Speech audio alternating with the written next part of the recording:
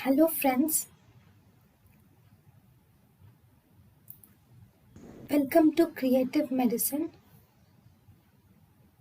In this lecture, we will learn about the important points that should be remembered in anatomy include there are some new points. Okay, there is named veins are also given a couple of times. There is something called as vein of Mayo.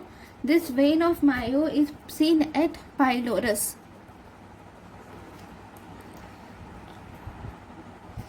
This question about the internal capsule has been asked couple of times, so it is very important to remember it.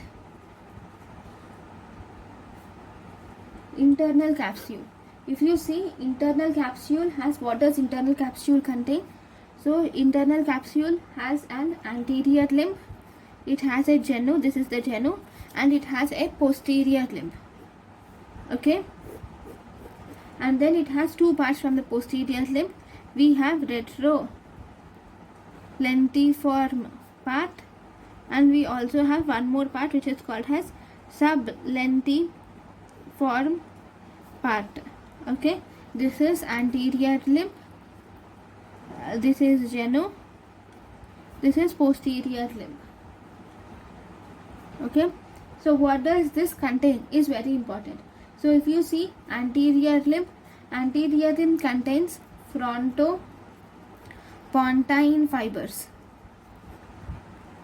Okay, or it contains frontopontine fibers, or it also contains anterior thalamic radiation.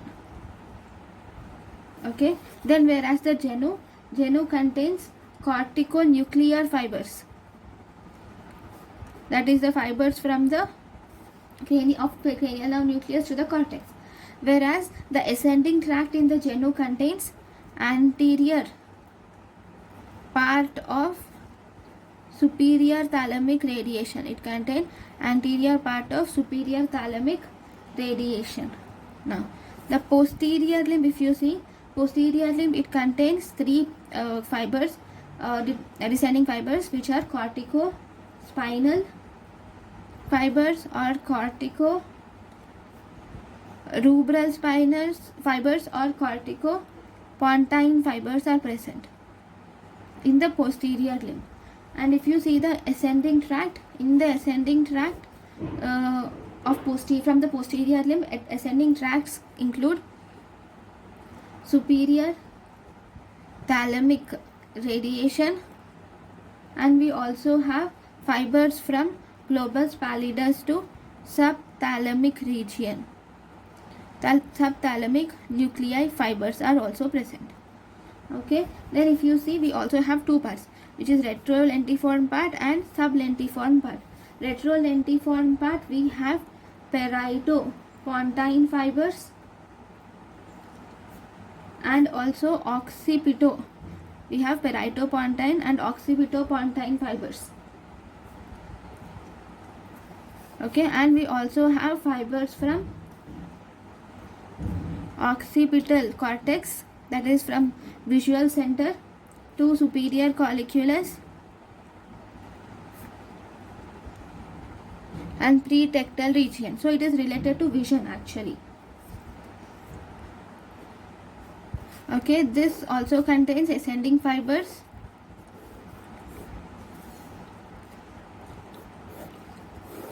Okay, this also contains anterior thalamic radiation fibers, which mainly includes optic radiation. Okay, whereas sublentiform part, it contains perytopontine and temporopontine fibers, and there is also interconnections between temporal lobe and thalamus. Okay, this interconnection between temporal lobe and thalamus is mainly the ascending tract, include mainly ascending tract like auditory radiation. Okay, so these are the different important things about internal capsule, which include anterior limb, genu, posterior limb fibers, retrolenticular fibers and sublentiform fibers. Okay. Okay. Then if you see falx cerebri, at falx cerebelli, what is the important sinus located? So at falx cerebelli, mainly the occipital sinus is located at falx cerebelli. Then the next important thing which has asked many of times is about the urinary bladder development. Okay, many students forget or confuse about it. Okay, so if you see, this is the urinary bladder. In this urinary bladder we have the trigone part. Okay, the whole urinary bladder, it is a derivative of endoderm, from endodermal derivative from vesico-urethral canal. It is derived from vesico-urethral canal, that is endodermal derivative from vesico-urethral canal, entire urinary bladder except this trigone. If you see the trigone, it is mainly derived, it is mesodermal in origin. It is mesodermal, that is it is derived from, it is an absorbed part of Wolffian duct, from Wolffian duct or mesonephric duct, from Wolffian duct or mesonephric duct, this trigone is developed. In anatomy, remembering the levels is also very important. So levels, if you see the tracheal bifurcation is at T4 to T5. Then arch of aorta, where do you see this arch of aorta? Arch of aorta is at T4, begins at T4. Then where is xiphoid process? Xiphoid process is at T9. Then where is splenic axis? Splenic axis is along the 10th rib. Okay, these are important. And if you see, we have even carotid bifurcation. Where is carotid bifurcation? It is at C3. Where is hyoid bone? Hyoid bone is also present at C3. Then where is the upper border of thyroid? Okay, upper border of thyroid cartilage. If you are asked where is the upper border of thyroid cartilage, it is C4. Okay, level of cricoid cartilage. What is the level of cricoid cartilage? It is C5. Okay, the other important levels also should be learned, like where is celiac trunk?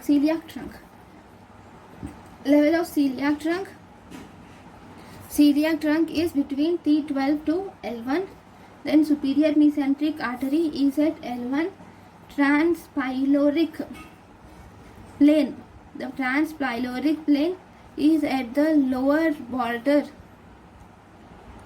of L1. Then termination of spinal cord. Where is termination of spinal cord occurs? This is at the lower border of L1 in adults and upper border of L3 in children. In children it is in the upper border of L3 and it is in the lower border of L1 in adults. And if you see pancreas is between L1 to L2. Then where is left renal vein? Left renal vein is at L2. Then where is umbilicus? Sorry, not umbilicus. I'm sorry. Where is aortic bifurcation?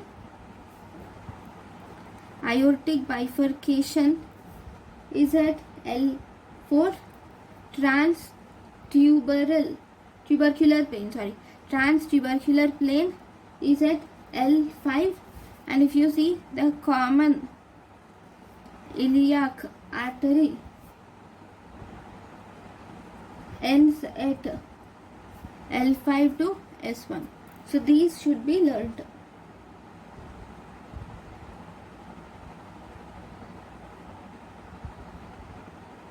Okay, then where are the palatine tonsils derived? Palatine tonsils are derived from second pharyngeal pouch. Palatine tonsils from second a derivative from second pharyngeal pouch. So let us learn about the derivatives of pharyngeal pouches, not arches.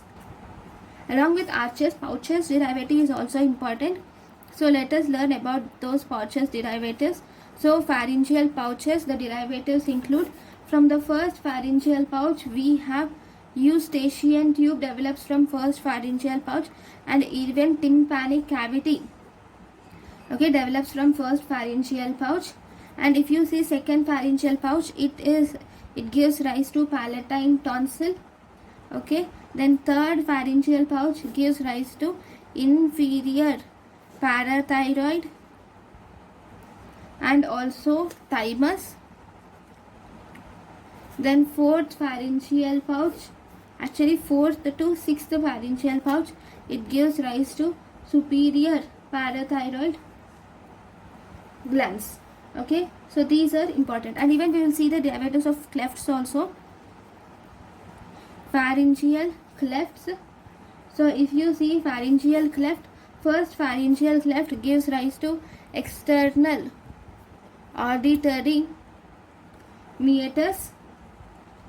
Then second to third, fourth pharyngeal cleft gives rise to, actually they will obliterate, but if they do not obliterate, they forms effect of obliteration results in cervical sinus, okay. So these are also very important.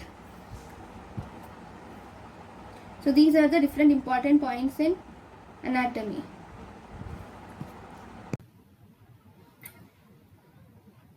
Thank you, and thank you for watching.